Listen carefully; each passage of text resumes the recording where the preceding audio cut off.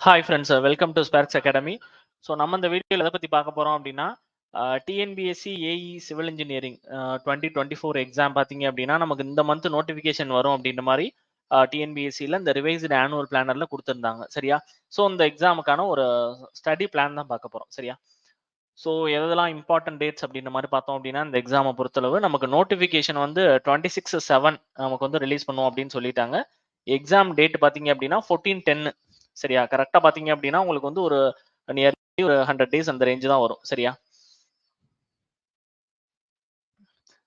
So இதுக்கான exam pattern என்ன அப்படின்ற மாதிரி பார்த்தோம் அப்படின்னா ரொம்ப ஒரு நல்ல விஷயம் என்ன பண்ணியிருக்காங்க அப்படின்னா இன்டர்வியூவை எடுத்துட்டாங்க. சரியா? ஏன்னா நிறைய பேர் பார்த்தீங்க அப்படின்னா ரிட்டன் எக்ஸாம்ல நல்ல ஸ்கோர் பண்ணாலுமே அந்த இன்டர்வியூல வந்து கடைசி ஸ்லாட்லாம் போட்டு நிறைய பேர் கிடைக்காம போனவங்களா இருக்காங்க. சரியா? நமக்கு தெரிஞ்சவங்களும் நிறைய பேர் அந்த ஸ்லாட் பின்னாடி போறனால அவங்களுக்கு கிடைக்காம போறவங்களா இருக்காங்க.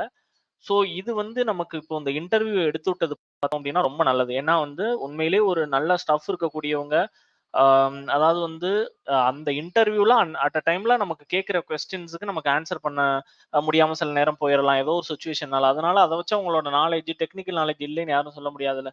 ஸோ அந்த மாதிரியான சிச்சுவேஷன்ஸ்லாம் எலிமினேட் பண்ற மாரி நமக்கு இன்டர்வியூ இல்ல அப்படின்ற மாரி குடுத்தது ரொம்ப நல்ல விஷயம். So exam pattern only paper 1, paper 2 as யூசுவலா நம்ம எழுதுறது மட்டும் தான். 3 ஹவர்ஸ்க்கு எழுதுவோம்.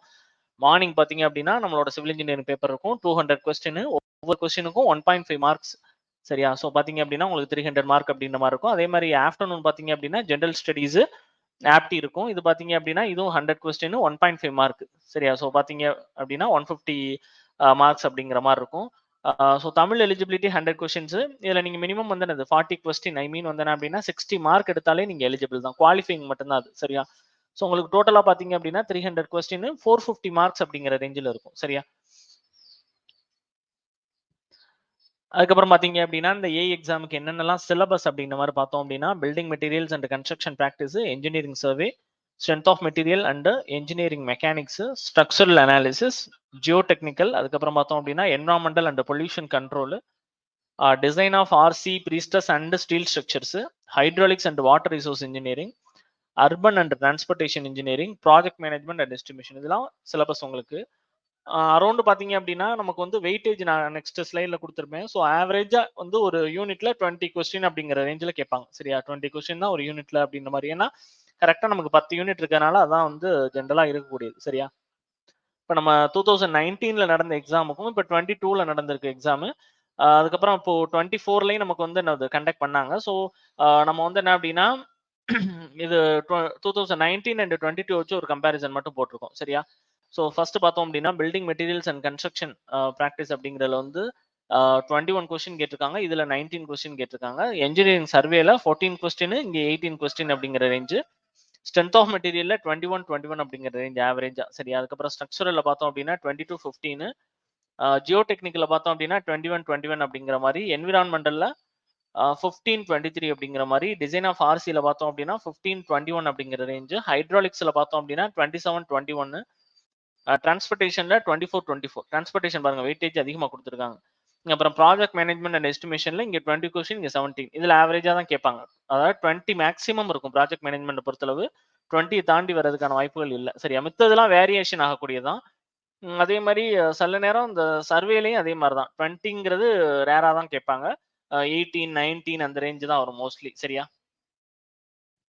ஸோ 2022ல நமக்கு வந்து அந்த கட் ஆஃப் என்ன அப்படின்ற மாரி பார்த்தோம் அப்படின்னா, ஜெனரல் டர்னுக்கு எவ்வளோ இருந்துச்சு அப்படின்னா 352 மார்க்ஸ். அதே மாரி பிசிக்கு பார்த்தோம் அப்படின்னா 345, பிசிஎம்முக்கு பார்த்தோம் அப்படின்னா 330, எம்பிசிக்கு பார்த்தோம் அப்படின்னா 342, எஸ்சிக்கு பார்த்தோம் அப்படின்னா 330, எஸ்சிஏ வந்து 300, எஸ்டி பார்த்தோம் அப்படின்னா 295. சரியா? இந்த ரேஞ்சில தான் ஒரு டென்டேட்டிவா இருக்க மாரி இருந்துச்சு. ஓகேவா?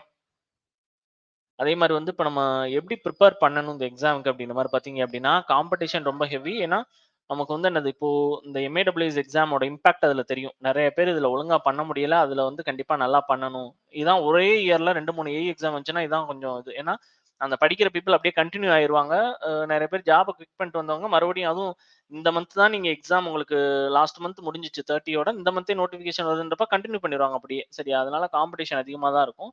மினிமம் 6 ஹவர்ஸாவது நம்ம படிச்சாகணும். டெக்னிக்கல் அதாவது ஒரே சப்ஜெக்ட்டே படிச்சுக்கிட்டு இருந்தோம் அப்படின்னா, அடுத்த சப்ஜெக்ட்ல டச் இல்லாம போயிரும். அதனால டெக்னிக்கல் ஒரு 2 ஹவர்ஸ், மென்டல் அபிலிட்டி ஒரு 1 ஹவர், ஜிஎஸ் ஒரு 2 ஹவர், அதுக்கப்புறம் டெய்லி ரிவைஸ் பண்றது ஒரு 1 ஹவர் அப்படிங்கிற மாரி எடுத்துக்கிட்டோம் அப்படின்னா கரெக்ட்டா இருக்கும். அதே மாரி பார்த்தோம் அப்படின்னா, அந்த ஸ்டடி பிளான பொறுத்தளவு வந்து என்ன அப்படின்னா, 70 டேஸ் வந்து நம்ம வந்து சிலபஸ் கம்ப்ளீஷனுக்கும், 30 டேஸ் வந்து என்ன அப்படின்னா, அந்த சிலபஸ் முடிச்சதுலருந்து நம்ம டெஸ்ட் அதுல என்னென்னலாம் ரிவைஸ் பண்ணலாம் அப்படிங்கிற மாரியும் பார்க்குற மாரி ஒரு 2 செக்மெண்டா இருக்கும். சரியா? ஒன்லி கிளாஸஸ் அந்த மாரி இல்லாம, ஒன்லி டெஸ்ட் அந்த மாரி இல்லாம 2மே ஈவனா உங்களுக்கு வர மாதிரி இருக்கும். சரியா?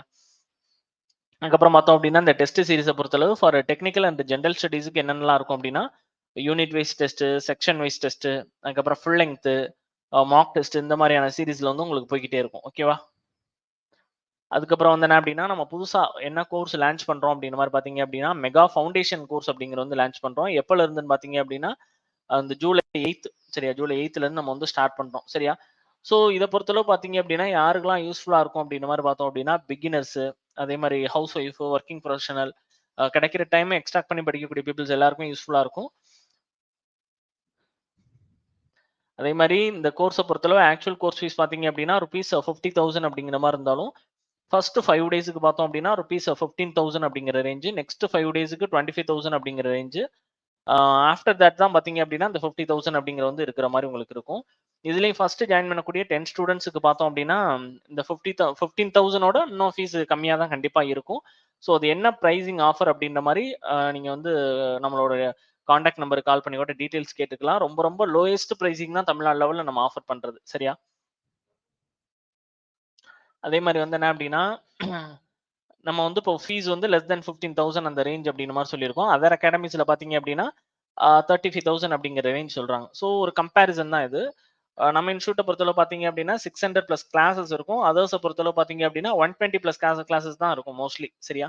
அதே மாரி நம்ம பார்த்தோம் அப்படின்னா, 100 பிளஸ் டெஸ்ட் சீரிஸ் அப்படிங்கிற ரேஞ்ச் குடுக்குறோம். அதர்ஸ் வந்து 15 டூ 20 பிளஸ் டெஸ்ட் அந்த ரேஞ்ச் தான் குடுப்பாங்க.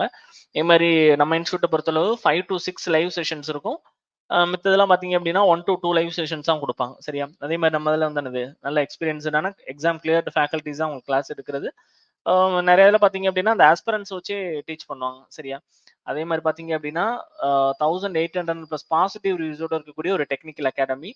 ஆ மித்ததெல்லாம் பார்த்தீங்க அப்படின்னா, ஒரு லெஸ் தென் 200 அந்த ரேஞ்சுல தான் இருக்கும் பாசிட்டிவ் ரிவ்யூஸே. சரியா? இதுல ஒரு மெயின் அட்வான்டேஜ் என்ன அப்படின்னா, நீங்க அந்த வீடியோவ அந்த லைவாவும் வாட்ச் பண்ணலாம். ஆஃப்டர் தட் அது ரெக்கார்டடா உங்களுக்கு லைஃப் லாங் அவைலபிளா இருக்கும். சரியா? அதே மாரி பார்த்தீங்க அப்படின்னா, சில இதுல ஒன்லி லைவ் செஷன்ஸ் மட்டும் தான் அட்டெண்ட் பண்ண முடியும். அதே மாரி பார்த்தீங்க அப்படின்னா, அந்த கோர்ஸ் முடிஞ்சோனே அந்த பேட்ச்ச இது பண்ணிரும் அப்படின்லாம் சொல்லுவாங்க. இங்க அதெல்லாம் கிடையாது. அந்த ரெக்கார்டட் வீடியோ நீங்க எப்ப வேணாலும் வாட்ச் பண்ற மாரி தான் இருக்கும். சரியா? அதே மாரி பார்த்தீங்க அப்படின்னா, நம்ம அகாடமியோட ஸ்பெல் SPWRKZ அப்படின்ற மாரி இருக்கும். நம்மளோட ஒன்லி கான்டாக்ட் நம்பர் பார்த்தீங்க அப்படின்னா, 9677711366 அப்படின்ற மாரி இருக்கும். நம்ம அகாடமி பார்த்தீங்க அப்படின்னா, 18, 13 பிளஸ் பாசிட்டிவ் ரிவ்யூஸோட இருக்கக்கூடிய ஒரு டெக்னிக்கல் அகாடமி. ஓகேவா? அதே மாரி பார்த்தீங்க அப்படின்னா, ஸ்பெஷல் ஆஃபர் நம்மளோட ஓல்டு ஸ்டூடண்ட்ஸும் கண்டிப்பா குடுக்குறோம். சரியா? ஸோ ஃபார் நெக்ஸ்ட் 3 டேஸ்க்கு அது கண்டிப்பா உங்களுக்கு வந்து இருக்கும். ரொம்ப ரொம்ப ஒரு லோயஸ்ட் பிரைசிங்கா தான் இருக்கும். சரியா? நீங்க கால் பண்ணி இத பத்தின டீட்டெயில்ஸ் என்ன அப்படின்ற மாரி கேட்டுக்கோங்க. இந்த எம்ஏடபிள்யூஎஸ் எக்ஸாம் முடிஞ்சதுக்கப்புறம் ஒரு நல்ல ஒரு ஆஃபர் மாரி தான் உங்களுக்கு. அதுல நீங்க விட்டத இதுல நீங்க என்ன பண்ணலாம், கண்டிப்பா அட்டெயின் பண்ணலாம் அப்படிங்கிற மாரி, அந்த கன்சிஸ்டன்சியா நீங்க தொடர்ச்சியா அப்படியே படிச்சுக்கிட்டே வந்தீங்கன்னா போதும். இடையில கேப் விழுந்துச்சு அப்படின்னாலே அது உங்களுக்கு வந்து என்னது, அந்த ஒரு கரெக்ட்டான அந்த ஒரு வேயா இருக்காது அது. சரியா? நீங்க கேப் விட்டீங்க அப்படின்னாலே உங்களுக்கு மறுபடியும் அத டச் பண்ணி நீங்க மறுபடியும் உட்கார்ந்து படிக்கிறதுன்றது கொஞ்சம் இதாயிரும். லேட் ஆயிரும், டிலே ஆயிரும். ஸோ அந்த கன்டினியூஷன்லயே இருந்து படிச்சீங்க அப்படின்னா கண்டிப்பா கிளியர் பண்ணிடலாம். ஓகேவா? Okay friends. Thank you.